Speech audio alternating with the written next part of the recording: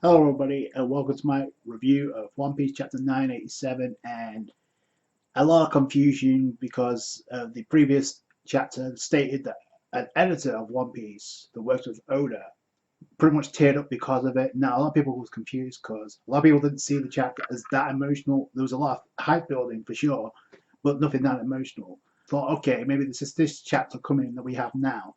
Well, I think this chapter kind of confirmed, no, that's not the case, because outside of the interaction, the brief interaction we got with Kinemon and Luffy, I don't see what else was emotional other than the callbacks to Odin. But other than that, it's like no. So, and I guess people are complaining because they didn't see it as that emotionally invested. Thing is, though, people are going to die in this arc. That's a guarantee. So that's going to be emotional in its own right. Second of all, point out, and I mentioned this in my last review, but a lot of people have different reactions when it comes to like emotional stuff in One Piece. Like for you, it may not seem emotional, but for an editor who works closely with Oda when it comes to like his work, may get emotionally involved or get it may hit him differently than it does us. That's just how things work sometimes. I don't see that as a big deal, but I mean there are people kind of disappointed by that. But either way, this chapter, the hype continues for the scabbards, more specifically for the Minks. So it's not falling short at all. In fact, I expect it to intensify within the next chapter. So tears are going to tears may fall anyway. So it's a given. It's just a matter of when, not if. Which we have Luffy, a part of the cover Weekly Shonen Jump, promoting the fact that it's summer, like we needed a reminder how hot it is, ice lolly. So that's pretty cool. Speaking of cool, we have the color spread with the straw hats. What's cool about this though, you have a few tidbits about Easter eggs, I guess. But the cool thing about this though is like you have the whole 10 straw hats for the first time in the color spread. That's a first. So Oda's been putting this off for a long time. Finally adding Jinbei to the crew. I don't know why I'm taking this long, but either way, Oda's like, yeah, we're not still on anymore. Here you go.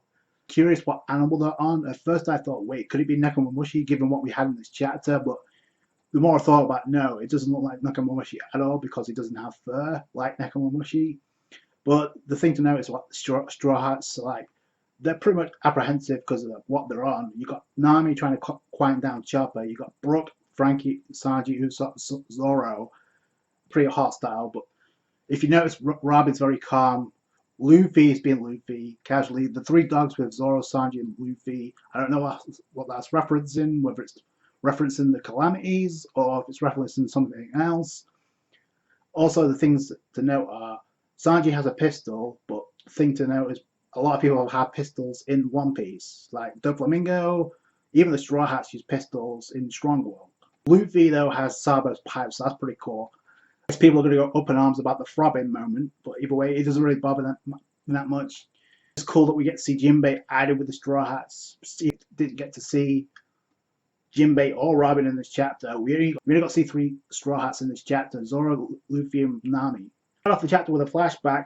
I guess Kaido was traumatized by the Scabbard attack in the previous chapter. That triggered a flashback with Odin giving the scar. Like ties into what happened at the end of the last chapter. I guess some people may have questioned it because, okay, how the hell did Scabbards manage to pull this off? Well, first off, it's very clear if you look at the last page before the Scabbards attacked, Kaido was distracted by the explosion of those exploding shackles that Yamato had. He got distracted, then the Scabbards, they appeared right out of nowhere, and then they attacked Kaido. Obviously, leading the charge was Kinemon and Denjiro, which we find out in this chapter they do pierce Kaido, and it's pretty clear they're using Rio. I don't think there's anybody doubting that. And what's crazy about this, not only are they stabbing Kaido, his self-proclaimed iron body, but also forcing him to the ground, off the top of his mansion, off the top of his castle, at least at the top of the execution platform. So they get down to the ground, and then you see Kiku, Nekomamushi, and Raizo, followed by the rest of the scabbards that are stabbing Kaido. And the thing to note, Kaido's like, oh, this wound inflicted by Odin, why does it hurt? I guess because it's obviously the will of Odin being passed through the scabbards. And then the second thing to note, you see the black sparks. I'm pretty sure that's from the Rio. At first I thought it was coming from Kaido, because soon we find out he transforms, but no. We also find out that Kaido's apparently screaming in pain, so that's a first. So So it's doing some type of damage to Kaido. This Kaido falling to the ground sends a bunch of beast pirates flying all over the place, but then we see Hyogoro drop his disguise and get into action. So he's about to make moves. That's cool. Big Mom being casual about this, like, oh, did Kaido die? Like, no, Kaido, we found out it's fine. We see Luffy and Yamato try to get to where Kaido's at, or at least to get to where Momonosuke's at. In comes Ulti. She's like, no, no, no, Yamato, you're fighting me. So she's all about that Yamato business. So that's pretty cool. So it didn't even take a chapter. We all got Yamato versus Ulti. I gotta admit, though, I kind of wanted Nami to be the one to fight Ulti just because she seemed like a decent opponent. And considering the fact that Nami did have Zeus, I don't know what's going to happen with that. If she's going to get Zeus back, or it's been a pretty good opponent for Nami. But I'll get into that as the chapter goes along. But we have Yamato and Ulti, which I pushed for in the previous chapter. I don't have a problem with it. Ulti's super popular, and Yamato, we get to see finally what she can do without the shackles. She's free to do what she wants. So, and it was stated in this chapter. So this is a good, again, I mentioned this last review, is a good opportunity for Oda to showcase just how powerful Yamato is. I'm pretty confident in saying I think Yamato was nerfed up until this point. So, and especially if Yamato's either going to be a Nakama to the Straw Hats or just an ally, which I think either way I'm fine with. But now's a good opportunity to hype up Yamato like crazy here, because she is technically an offspring of Kaido. So Acorn doesn't fall far from the tree. So she has that some amazing type of ability. So I'm hoping that gets explored. I'm definitely not against that fight. I think it would have been better for Nami, but we'll see how that goes. But the thing to note here is, like, while they're clashing, the Big Mom on the opposite direction, staring down Luffy, and Big Mom's like, Mugiwara, Luffy, I'm here to kill you. Or I come all the way from Hawkeye Island just to kill you. Luffy's like, I'm not about that business. But because Kaido's out of the picture, for now, this is a pretty good opportunity for Luffy. Speaking of Nami, we actually get to see Nami and Carrot get themselves out of the situation with the homies. Like, you got Nami using Black Ball or Cloud Road, and you got Carrot using Electro. So that was pretty cool. I thought Nami would be fine just because it just shows that Nami can get herself out of the situation. Carrot obviously doing a thing. Mom and Luffy about to clash, it seems. Well, we've seen this before. We saw this in Udon, kind of cut short, do the Queen. And it cuts immediately underground to, I guess it's the basement, to one of the entrances, the second entrance of Kaido's mansion. So we have the scabbards, and it's pretty clear. Now, I don't know if a chunk of this fight got skipped, or if like the fall that we've seen the scabbards when they stabbed Kaido at the beginning of the chapter, if they took damage through that fall, because it was a pretty high fall. So I'm hoping, because it got cut short, I'm hoping that's where the anime can expand, because it just seemed like we missed a lot of context here. So Kaido was like, whoa, you're allied with pirates, I didn't see that coming. You're allied with Luffy, but because the pirates, they're bound to betray you. But Kinneyman's like, no, because Luffy's not like that. He's different than the rest. It's like Luffy will be the one to stand at the top of the sea or become king of the pirates. So it's the hype building for Luffy from the scabbards. Even if we die here, the dawn will definitely come. That's our promise with our Lord. So yeah, so the scabbards are willing to lay down their lives. I don't know how many of the scabbards are going to die here. In the comments, who do you think out scabbards is going to die? If there's going to be a death, I assume there's going to be a one or two. Also, I noticed that also the fact that Izo's with them when he was like kind of tied up with King. I want to know, kind of curious what happened with that. Where the hell's King at? And Big Mom's like asking Luffy, yo, why the hell are you here? And it's like, surely you're not here to say you're about to kick Kaido's ass. And Luffy being Luffy is like, no, I'm not just gonna kick Kaido's ass. Not just you. I'm gonna kick all your asses. So the thing about this though, Luffy's not an arrogant person. Like we've seen Luffy said this before. Like Luffy promised Big Mom he was going to kick her ass all over the New World. Technically, Wano falls under that category last I checked. So now it just doesn't fall under jurisdiction of the world government yet. The other thing is, we've seen Luffy say this before. He said it to Doflamingo and Dressrosa. Despite how long it took, Luffy did end up kicking Doflamingo's ass. He ended up kicking Moria's ass when he said, I'm going to kick your ass.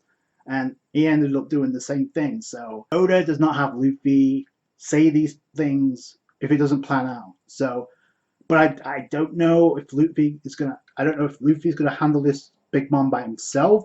But this would be a pretty good opportunity for Oda to explore how much Luffy's attained when it comes to Rio, because before, back in Whole Cake Island in Gear 4, he couldn't do jack against Big Mom. Like, that had no effect. The anime kind of extended that. The manga was just one attack and that was done. That was it. So this would be a pretty good opportunity, and it's obvious Luffy is way stronger than when he clashed with Big Mom. I think he's first level Yoko Commander, maybe even above that at bare minimum. If he's going to have any chance against Kaido, now's the chance to explore what he's learned from Hyogoro, and the fact that Hyogoro's there, it just makes sense. I don't know if it's going to get cut short because of someone's interference. And the thing about it is, we see Queen, because we see him in the next panel, like, you see Big Mom, like, she's like, Mom, confident in her abilities, as she should be, but we know what this usually leads to. So Queen's like, oh, that idiot. And then the next panel, he's like seeing, or at least hearing, what's going on with the rest of the alliance, with the prisoners of Udon, realizing they escaped. You have Zoro and some of the samurai being dealt with. So you have Kid with his crew, at least we see Killer. And you also have Law. So the 3 panels we saw with Law, Zoro, and Kid, we actually get to see more context because we see him with a group this time. I guess the most interesting one out of the 3 is like pretty much Law, because if you look at the guy that's with him, it kind of looks like it's Hawkins, especially with the hair. So let me know in the comments who do you guys that is, because I think there's not very many characters outside of Hawkins that look like that. And Hawkins, we did see the interaction with Hawkins and Law, and Law just walked away casually with no ramifications. So it has to tie into this. Other members of the Worst Generation are going to show up. Obviously, X-Drake being one of them, Hawkins. So maybe this is it. Also, we also find out that Marco was fighting Perospero. So is Perospero the one the shadow that Marcos noticed, and that's the reason why he went off? Is other members of the Big Bang Pirates going to show up too? And it ties into what I was going to say about Nami. Like, because Ulti's tied up Yamato, if the Big Bang Pirates arrive, technically, I think it would be a good opportunity for Oda to have Nami fight Smoothie. Now, I know power-wise it doesn't make a whole lot of sense, but hear me out. First off, outside of the Monster Trio, the rest of the Straws, they need a power-up. Big time. Nami, unless she has Zeus, she needs a power-up. So, Nami with Zeus temporarily stopped Big Mom. Now, she doesn't KO her in Whole Cake Island. She momentarily stops her with Zeus. So I think if she's able to stop Zeus, she should be able to do something against Smoothie if given opportunity. So that would be a pretty good fight for Nami, I think. The rest of the Big Mom Pirates show up. If not, then there are other members that can handle that. There are some members of the Oniwa Banshu there that can tangle Nami, but I think high-tier fighters will be good for the Straw Hats for 1v1s. I don't think there's any reason why we shouldn't get that. I just want to point out there was a brief interaction with Smoothie and Nami, but when Smoothie was about to juice Nami, if it wasn't for Ray Juice coming in, so that would be a pretty cool thing to explore. Let me know what you guys think. And then we see Onigashima literally shake because Kaido undergoes his dragon form. So he goes up, shooting up to the top of the skull, because he literally busts through that roof like it's no tomorrow. And you see the scabbards holding on, and then you see Kinemon's like, you see Luffy and Kinemon. And this is what I'm talking about, the interaction. Like Kinemon, I guess Luffy's like, Kinemon, will meet you later. Kinemon's like, yo, we'll leave this to you. Go about your business. We got this. So I don't know how this is going to work out for them, but the fact that Kinemon is interacting with Luffy, and Luffy's known Kinemon the longest out of all the scabbards, it makes sense. So I don't know if it's a death flag for Kinemon. So we'll see.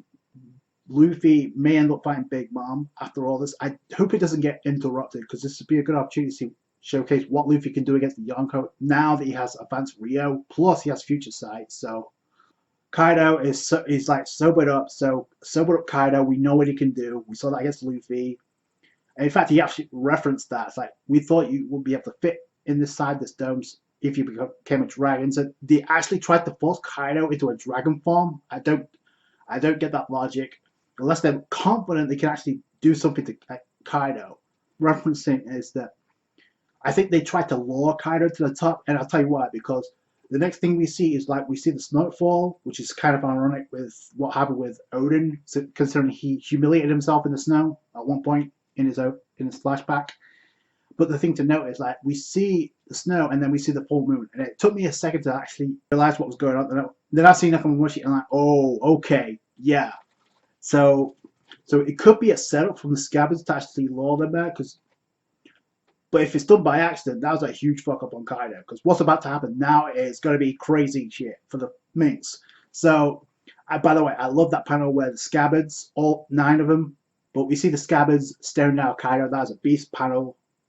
So I don't know how this is going to work out for them. But we're about to see Nekomamushi go Sulong form because the full moon's ready, and I can see perfectly that people have doubts about this. But the thing you can't really underestimate the Minks because remember. In Carrot's case, when she transformed, she speed blitzed most of the crew that was led by Daifuku and dodged an attack from the genie from Daifuku. So whether you consider that impressive or not, it's a feat. So the Sulong form does have its drawbacks. Number one, if you use it too long, you run the risk of killing themselves. The second is they could run wild because Jinbei pointed out not all Minks can control themselves. So, and is this the first time the Scabbards have seen the Minks go Sulong form?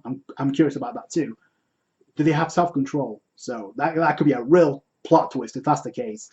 But yeah, I'm happy to see where this goes. I don't know honestly if it's going to have major damage to Kaido, but we've seen some damage inflicted to Kaido, which also brings me to my last point. Considering it was confirmed that the samurai obviously have Rio and they was able to do some damage because we see Kaido bleeding from the mouth. And they were able to hurt Kaido. So if they were able to do some damage to Kaido, I don't think it's far-fetched to say Zoro and Luffy, if given the opportunity, can't do the same, especially with Zoro. Because Kaido was straight up traumatized when it came to like the Scabbards attacking him, seeing Odin through them. Can you imagine if Kaido gets attacked by Zoro at some point, at any point, and Kaido notices the Mito Emna? Talk about trauma. So, and I definitely see that doing some damage. Now, it doesn't mean Zoro's going to defeat Kaido by himself, no.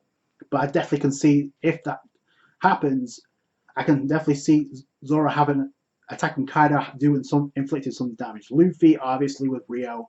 Also, I'm pretty sure it's pretty much a given that the new opening with Kaido in his dragon form, because it was staring down the Straw Hats apparently in Onigashima, so that is pretty much confirmed that was spoiled.